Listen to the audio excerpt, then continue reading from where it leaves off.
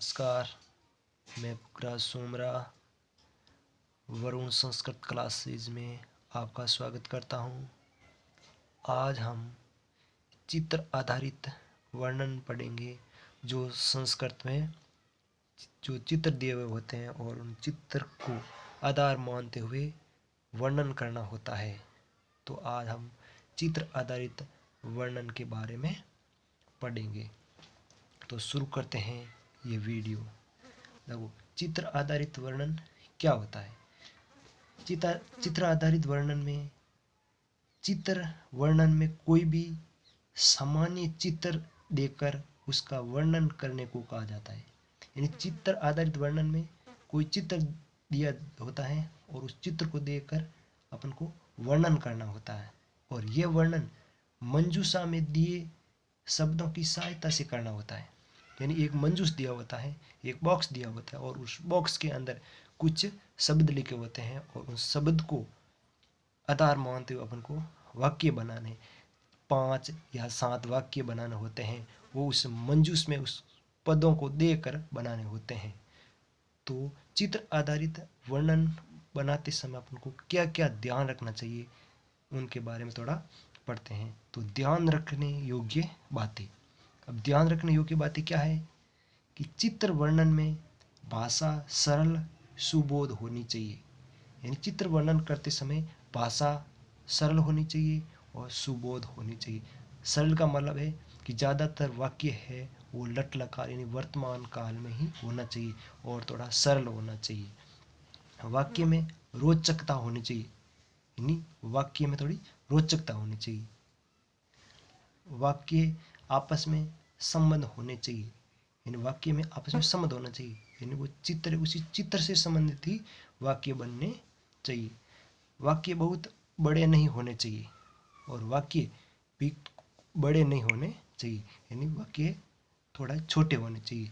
वाक्य अधिक छोटे भी नहीं होने चाहिए, यानी ज़्यादा बड़ा भी नहीं होना चाहिए और ज़्यादा छोटा भी नहीं होना चाहिए, यानी मीडियम साइज के वाक्य भी होना चाहिए। चित्र का वर्णन मंजूष में दिए गए शब्दों की सहायता से ही करना चाहिए।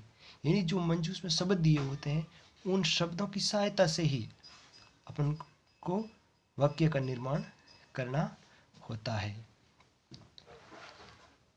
चित्र को ध्यान में रखकर शब्दों के लिंग, वचन और पुरुष में परिवर्तन किया जा सकता है। यानी चित्र में जो शब्द दिए होते हैं उन शब्द को देखना है कि ये कौन से लिंग का है और लिंग में ये कौन सा वचन है और ये कौन से पुरुष के अंतर्गत आता है। तो उन्हीं के अनुसार अपन को क्रिया का भी प्रयोग करना चाहिए। तो लिंग, वचन और पुरुष का खास तौर से ध्यान रखना चाहिए।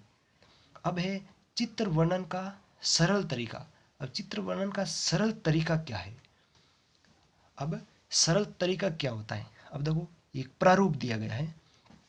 प्रारूप में देखो, एक खास तौर पर सबसे सरल तरीका यही है जो ये दिया गया है, इदम चित्रम अस्ति।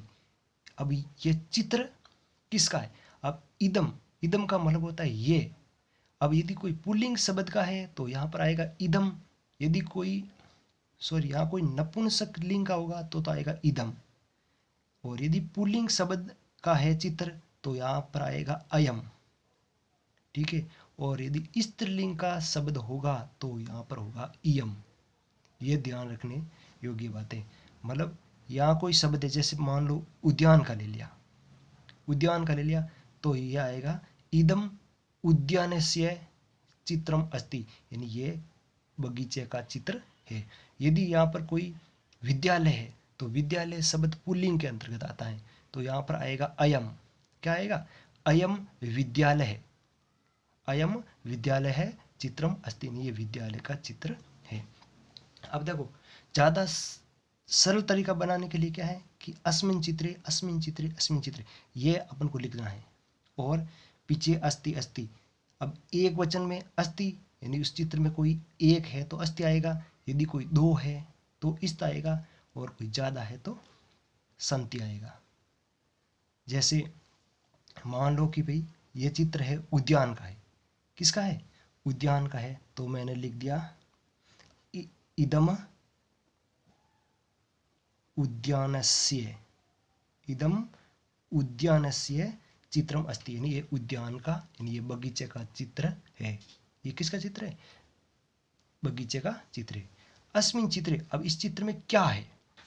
अब इस चित्र में क्या है? यदि बालक है, जैसे कोई बालिका है, यदि कोई एक बालिका है तो यहां पर लिख दो बालिका। यदि ये कोई लड़की है तो आएगा अस्मिन चित्रे बालिका अस्ति। यदि कोई दो बालिका है, दो लड़कियां खड़ी है, तो आ जाएगा बालिकी। तो क्या आएगा? बालिके। और यहाँ पर अस्ति की जगह आएगा इस्त। क्या आएगा? इस्तः। समझ में आया? अस्मिन चित्रे बालिका, यदि बालिका हो तो अस्ति आएगा। यदि बालिके यानी दो बालिका है तो इस्त आएगा। और ज़्यादा बालिकाएं हैं, यानी बहुत सारी बालिकाएं हैं, तो वहाँ पर लिखेंगे बालिका। क्या लिखेंगे? बालिका। और यहाँ पर अस्ति इस्त न लिखकर यहाँ पर लिखेंगे संति। क्या लिखेंगे? संति। क्योंकि ये एक वचन है तो इनके साथ में अस्ति आता है, द्विवचन के साथ में इस्त आता है, और बहुवचन के साथ में संति आता है। तो यहाँ तक समझ में आ गई। अब बगीचा है तो बगीचे में पक्षी भी होते हैं, तो पक्षी को अपन क्या बोलते हैं? खग बोलते हैं। क्या बोलते हैं? खग। अब खग है तो पक्षी बहुत सारे होते हैं, तो खग है वो पुल्लिंग शब्द का होता है, तो पुल्लिंग का रूप चलता है खग, खगु, खगा। ये बहुवचन होता है खगा। क्या होता है? खगा होता है। खगा ये बहुवचन है। अब अस्ति, अस्ति तो है एक वचन के लिए, तो यहाँ पर खगा के बाद में आएगा संति। है के लिए क्या आएगा? संति आएगा। खगा संति। अस्मिन चित्रे अस्ति। अब और इस चित्र में क्या है? अब उद्यान का चित्र है, तो उद्यान में क्या होते हैं? फूल होते हैं। उद्यान में फूल होते हैं, तो फूल को क्या बोलते हैं? पुष्प। और पुष्प है वो नपुंसकलिंग है, और नपुंसक का बहुवचन होता है पुष्प का पुष्पाणि। क्या होता है? पुष्पाणि। पुष्प नपुंसकलिंग शब्द है, तो पुष्प का बहुवचन होता है पुष्पाणि। अब अस्ति नहीं होगा, यहाँ पर होगा संति। क्या होगा? संति। क्योंकि पुष्प है वो क्या है? ज़्यादा है, तो ज़्यादा के लिए है का प्रयोग करते हैं तो संति आता है। अस्मिन चित्रे अस्ति। अब इस चित्र में और क्या है? और क्या हो सकता है? तो बगीचे में बालिकाएं हैं, पक्षी है, फूल है, और क्या है? तो और पेड़ होते हैं। बगीचे में और पेड़ भी होते हैं, तो पेड़ को क्या बोलते हैं? वृक्ष बोलते हैं। और वृक्ष ज़्यादा है तो ये पुल्लिंग की तरह चलेगा। वृक्ष शब्द का रूप पुल्लिंग की तरह चलेगा, तो होगा एक वृक्ष होता है तो वृक्ष होता है, और यदि दो पेड़ होते हैं तो वृक्षो, और ज़्यादा पेड़ हैं तो आएगा वृक्षा, और ज़्यादा है तो यहाँ पर अपन लगाएंगे, क्या लगाएंगे? संति लगाएंगे। क्या लगाएंगे? संति। यदि एक पेड़ होता तो अपन लिखते वृक्षा अस्ति, और दो होते तो लिखता है वृक्षो इस्त। क्या लिखते? वृक्षो इस्त।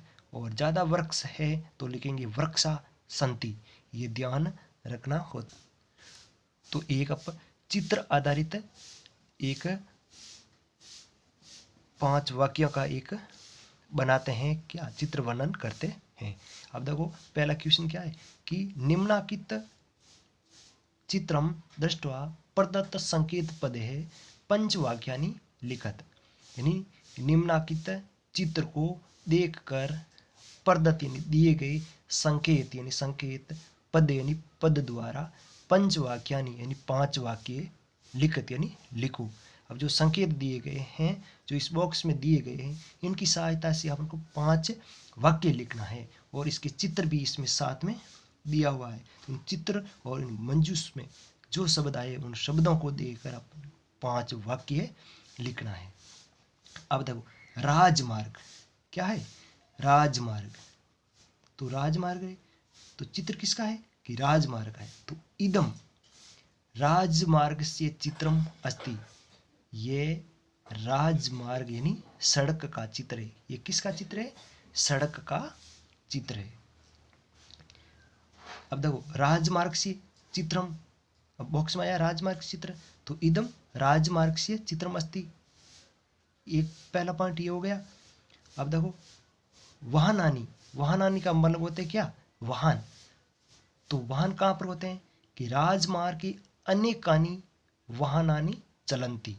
अब चलंती का मतलब है चलते हैं, राजमार्ग यानी राजमार्ग पर नहीं, सड़क पर, ये भी सातवीं विभक्ति है तो सातवीं विभक्ति का चिन्ह होता है मैं पे पर। अब वाहनानी, वाहन ज्यादा है तो एक होता है तो मतलब अनेक, तो अनेक बोल होते हैं तो उनको अनेकानी बोलते हैं। क्या बोलते हैं, अनेकानी, यानी वाहनानी तो अनेकानी, मतलब इनकी विशेषता है। ये क्या है, विशेषता है। तो विशेषण और विशेष्य, जिस प्रकार विशेष्य में जो विभक्ति होती है वही विशेषण में भी होती है, ठीक है। अब वाहनानी, वाहन ज़्यादा है तो आएगा चलंती, क्या आएगा, चलंती। तो सड़क पर अनेक वाहन चलते हैं। अब देखो फिर है शीघ्रम गृह, यानी जल्दी घर, जल्दी घर। तो जल्दी घर कैसे, किससे जाते हैं कि वाहनेन वयम, वाहनेन वयम यानी वाहन के द्वारा, यानी गाड़ियों के द्वारा, वयम यानी हम सब, शीघ्रम गृहम यानी शीघ्र घर को, गृहम यानी घर को, गच्छाम जाते हैं, गच्छाम यानी जाते हैं। अब देखो गच्छाम क्यों आया कि वयम, वयम है वो उत्तम पुरुष का बहुवचन है और गच्छाम भी है वो उत्तम पुरुष का बहुवचन है, और जाते हैं तो वर्तमान काल का है तो गच्छाम आया है, लट लकार का रूप है, उत्तम पुरुष का बहुवचन। अब प्रतिदिनम राजमार्गी, आप देखो शीघ्र गर्म के बाद में है दुर्घटना, तो दुर्घटना, अब दुर्घटना हमेशा कहाँ पर होती है, प्रतिदिनम राजमार्गी यानी राजमार्ग पर, यानी सड़क पर। तो मैं पेपर का मैंने बता दिया कि सप्तमी विभक्ति होती है। तो प्रतिदिन राजमार्ग पर यानी सड़क पर दुर्घटना भवंती, अब दुर्घटना शब्द है वो क्या है, बहुवचन है, तो यहाँ पर भवंती लिखा है, क्या लिखा, भवंती, यानी हमेशा सड़क पर दुर्घटनाएं होती है। क्या होती है, दुर्घटनाएं होती है। फिर देखो दुर्घटना, फिर है सावधानेन चाल चालयाम, यहाँ पर क्या है, चाल याम है, चालयाम, ठीक है। तो सावधान से चलना या चलते हैं, सावधान से चलते हैं। तो सावधान से कहाँ पर चलते हैं कि वयम राजमार्गेण, वयम राजमार्गी, सॉरी वयम राजमार्गी यानी हम सब राजमार्ग पर यानी सड़क पर, सावधानेन यानी सावधानी से, चालयाम यानी चलते हैं। तो ये चालयाम है, ये भी किसका है, उत्तम पुरुष का बहुवचन है, क्योंकि वयम है वो भी उत्तम पुरुष का बहुवचन होता है। तो ये था पहला संकेत आधारित वाक्य। और एक वाक्य अब अपन आगे और पढ़ते हैं। हाँ, तो दूसरा देखो चित्र आधारित, ये वर्णन है, ये है एक विद्यालय पर है, ये किस पर है, विद्यालय पर। तो इसे देखो मंजूस में लिखा है ग्राम से मध्य यानी गांव के बीच में, विसंति कक्षा यानी 20 कमरे, कक्षा का मतलब कमरे होते हैं, ठीक है। षोडश अध्यापका, षोडश यानी 16, अध्यापका यानी अध्यापक, उद्यानम यानी बगीचा, और अति सुंदर यानी बहुत सुंदर। तो इन शब्दों का प्रयोग करके अपन क्या बनाएंगे, 5 वाक्य बनाएंगे इस चित्र को देखकर और इस मंजूस में जो शब्द है उनको लेकर के। तो आइए अपन वाक्य बनाते हैं। अब जो मैंने पिछले चित्र में मैंने कहा कि अयम, इदम और इयम कहाँ पर लगते हैं, तो इदम, इदम होता है वो तो नपुंसकलिंग का होता है, तब तो इदम लगते हैं। और यदि कोई स्त्रीलिंग का शब्द है तो लिखते हैं अयम, ठीक है, इयम, सॉरी इयम। और कोई पुल्लिंग शब्द का होता है तो वहां पर लिखते हैं अयम। तो समझ में आ गई, अयम कहाँ पर लिखते हैं, पुल्लिंग में, इदम लिखते हैं नपुंसक में, और इयम लिखते हैं स्त्रीलिंग में। तो ये समझ में आ गई। तो अयम विद्यालय, अब विद्यालय शब्द है वो पुल्लिंग का है, किसका है, पुल्लिंग का है। तो अयम विद्यालय ने, ये विद्यालय, पहला जो मंजूस में है ग्राम से मध्यन, गांव के बीच में, गांव के बीच में, तो यह विद्यालय ग्राम से मध्यन, गांव के बीच में स्थित अस्ति, यानी स्थित है। क्या है? स्थित है, यानी यह विद्यालय गांव के मध्य स्थित। हाँ, तो दूसरा है देखो, विसंति कक्षा, विसंति कक्षा यानी 20 कमरे। तो 20 कमरे कहाँ पर है? तो विद्यालय यानी विद्यालय में, विद्यालय नहीं, विद्यालय में विसंति कक्षा यानी 20 कमरे। अब कमरे ज़्यादा है तो हैं के स्थान पर हाँ आएगा, हाँ, यानी है और पर बिंदी, तो उसके अर्थ में संस्कृत में होता है संति। ठीक है, यदि एक होता है तो आता अस्ति, और दो होते हैं तो होता है इस्त, और बहुवचन के लिए आता है संति। तो विद्यालय में 20 कमरे हैं। कितने कमरे? 20 कमरे हैं। यह है विद्यालय का चित्र। अब और तीसरा पॉइंट क्या है? षोडश अध्यापका, अध्यापका यानी 16 अध्यापक। तो 16 अध्यापक कहाँ पर है? कि अस्मिन विद्यालय यानी इस विद्यालय में, अस्मिन विद्यालय यानी इस विद्यालय में। मैंने कहा कि विशेषण और विशेष्य में दोनों में समान विभक्ति होती है, विशेषण और विशेष्य में समान विभक्ति होती है। तो ये तो है विशेष्य और ये है विशेषण। तो इस विद्यालय में, तो दोनों में, इसमें भी सप्तमी विभक्ति है और विद्यालय में भी सप्तमी विभक्ति। तो इस विद्यालय में षोडश यानी 16 अध्यापका, अब ज़्यादा 16 है तो अध्यापक का बहुवचन होता है अध्यापका, और ये बहुवचन होने के कारण क्रिया भी, ये भी संति लिखा है। ठीक है, अब क्या है देखो, 16 अध्यापक आगे, अब है उद्यान। तो उद्यान कहाँ है?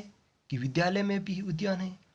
तो विद्यालय यानी विद्यालय में एकम उद्यानम। अब उद्यान है वो नपुंसकलिंग है शब्द, तो यहाँ पर एक में भी एकम आता है, यानी पुल्लिंग के अर्थ में एक है। यदि स्त्रीलिंग होता है तो एका, और उद्यानम नपुंसक है तो एकम आया है, और उद्यान एक है तो यहाँ पर आया है अस्ति। समझ में आया? इन विद्यालय में एक उद्यान है। तो एक को भी 3 लिंग में अलग अलग लिखा जाता है। पुल्लिंग में अलग लिखा जाता है, स्त्रीलिंग में अलग लिखा जाता है, और नपुंसक में अलग लिखा जाता है। नहीं, पुल्लिंग में तो एक होता है और स्त्रीलिंग में एका होता है, और नपुंसक है तो एकम आया है।